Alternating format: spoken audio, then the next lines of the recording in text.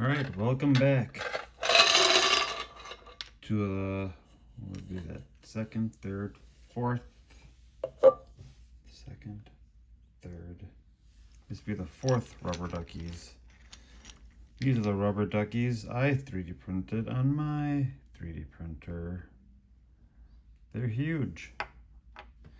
To give you a little size comparison, I'll show you one of the resin ones I did in the last video.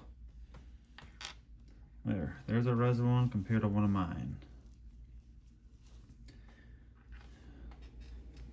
Right, we got the typical yellow one.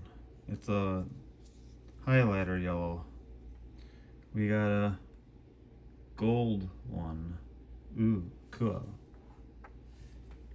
We got a, I don't want to call this orange, I think. Look at that face. Oh.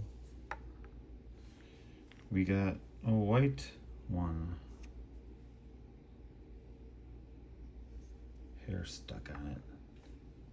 We got another white one. White one, white one. Put that one in there for now. We got a blue one. We got our red one. And we got a purple. I'd say that's a purple one. If I know anything about ducks. Alright.